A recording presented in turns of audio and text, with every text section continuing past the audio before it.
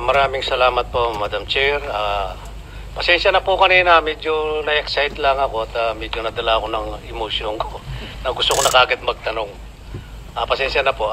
Walang problema po, Sen. Hindi Lito. ko pala na-acknowledge yung mga resource person natin. Pasensya na po. Gusto ko lang pong tanong kasi itong vlogger na tumitira sa akin, sa ating mga senador, ako pa lang po tinitira nito eh. Pine-personal ako na pilit niyang sinasabi na involved po ako dito sa Pogo, sa Porac, na ako raw ang may-ari ng lupa dito sa 10 hectares na na tinatayuan ng Pogo sa Porac, at protector daw ako ng Pogo doon sa Porac.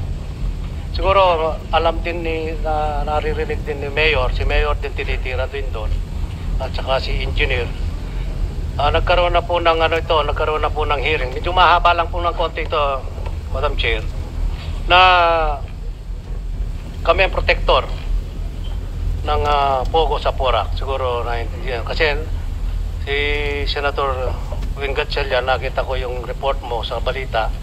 Merong nakitang medyo marahas. Sabi mo, pinakamarahas to, pinakamalaking Pogo.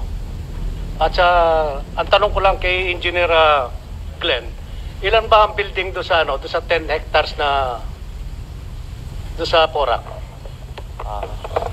Good morning po, Your Honor. Good morning, Good Engineer afternoon po. Lansangan. Please proceed. Base po dun sa mga application namin, 42 buildings po, yun nandun po. Hindi 46 ha? Hindi po, kasi yung unang application nila po, baka na-appreciate po nila na separate yung mga buildings. Pero dun sa application po sa amin, isang building lang po yun. Isang application lang, isang building lang. Isang application lang po, isang building, yung unang phase ng application po nila. Hindi nyo na-monitor kung ilan hanggang 46 daw eh.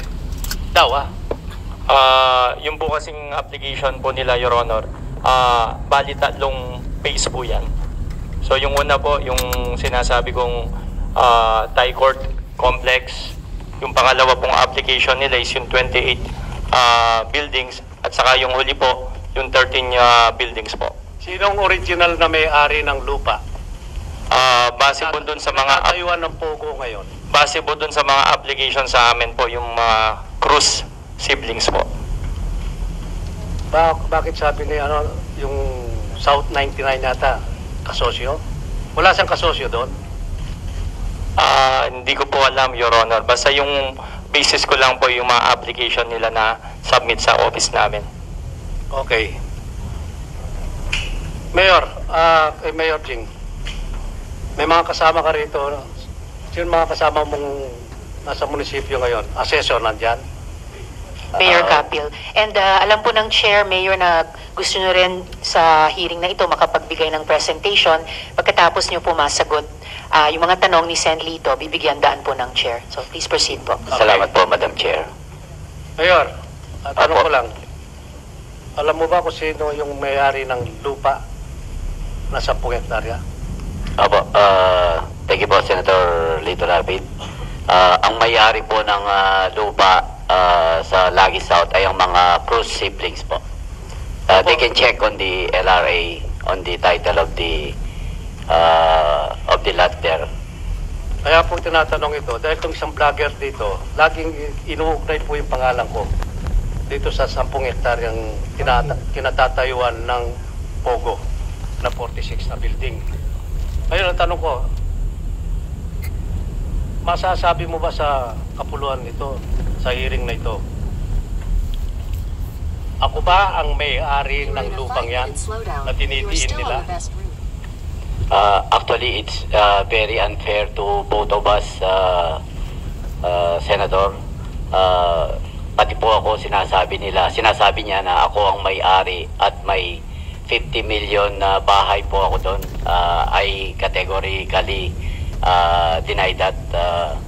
Hindi po tayo ang may-ari ng lupa o doon po sa kinatatayuan ng Lagi South ng Pogo po. Hindi po kayo ang may-ari, Senador. Yun ang gusto ko malinawan po dito na ako, wala akong kinalaman dyan. Alam mo, Mayor, tuwing magkikita tayo, paminsan-minsan siguro, minsan isang taon, hindi tayo nakikita. Bilang nung naupo ka ng mayor, minsan nakikita tayo ang mga intention mo sa Porac ay napakaganda. Thank you po. Nangangarap ka na maging city ang Porac after 5 years. Kaya nga sabi ni Presidente, ang pangarap mo ay pangarap ko rin dahil tiga Porac din ako.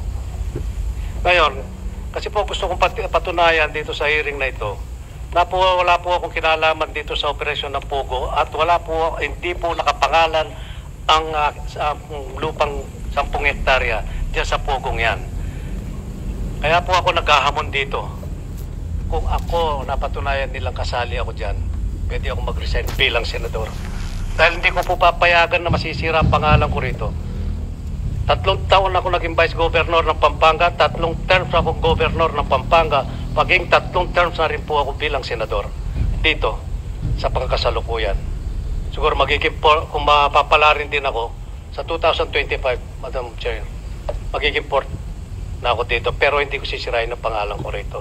Tinataya ko po ang pangalan ko rito kasi masyado na akong na-involve kasi lahat po ng nakakasalubong ko, mga kumpare, kaibigan, kapitbahay, mga kamag-anak, mga kapatid ko, nahihiya po ako, lagi akong tinatanong, nai-involve ka ba sa Pogo, sa Porac? Para napakasama ng image ng Porac ngayon, Mayor. Kaya sana pag-ingatan natin ng Porac. Tiga doon din ako eh. Minsan nga nasasabit pa nga pangalan ng dating gobernador na si Baby Pineda, ngayon vice governor siya. Alam ko, nag-hearing na kayo doon sa Kapitolyo sa probinsya. Opo. Tapos nasasagot, na-involve din dito si Presidente Gloria Macapagal Arroyo, protector din ng Pogo sa Porac. Ngayon, sabi ko nga, sino mag-i-invest ngayon sa Porac? Ang sama-sama ng pangalan ng Porac ngayon. Sana, Mayor, ako'y nananawagan sa iyo at malapit dahil tigaron tayo, doon tayo sinilang. Linisin mo ang pangalan ng Porac. Kasi pag may nag-invest doon, nagtayo ng building, ang sasabihin nila kagad, Pogo yan. Dahil Porac. Parang yung Bamban, Tarlac. Ganon din po, ang pangit ng imahe po ngayon ng dalawang bayan na ito. Tarlac at saka Porac. Magkatulog pa naman. Di ba? Pero karamihan ng Bamban, karamihan Kapampangan. Lalo na sa Porac. Yun po kasi ang inaalala na natin dito. Nagsisimula na po ang mga investor doon sa Porac, doon sa Ayala. Doon na rin po yung Miriam College na magbubukas na. Ito, nahaluan po ng Pogo. Medyo sumasama po ang ating sumasama ang image natin, Mayor. Kaya, ang pakiusap ko sa iyo, linisin mo ang Porac. Siguro, sagutin mo lahat ng mga katanungan dito, mga kasamahan ko, Senador. Sana masagot mo. At saka si Engineer Glenn. Halos tayo rin magbubungguan doon sa Porac. Magkakaisa tayo doon, magkakaibigan tayo. Sana masagot mo. Yun lang po, Madam Chair, maraming salamat po. At saka nananawagan din po ako sa NBI. Ito pong vlogger na ito kinakuha ko po itong record nito sa NBI. Siyam po ang kaso niyang libel. Sa siyam na ito, 6 po ang may warrant. Kaya nananawagan po ako kay Jaime Santiago, Director. Sana pagtungunan niyang pansin nito dahil sumusobra na po itong taong ito. Nanginginig siya, tignan mo. Tira ng tira kahit walang alam, walang kasalanan. Tulad ko, wala akong alam dito. At saka, bira po akong umattend ng mga hearing na ganito eh. Kung di lang ako na-involved dito, siguro wala ako dito. Kaya pagpasensyahan nyo na po, kanina excited ako. Nagdala po ako ng emotion. Madam Chair, maraming salamat po sa pagbibigay nyo ng panahon at sana maimbestiga ang tunay na may sala dito sa Porac, Pogo. Maraming pong salamat, magandang hapon po sa inyo. Maraming pong salamat, Sen. Lito. Bigyan daan ko na po yung gustong gawing presentation ni Mayor Capil.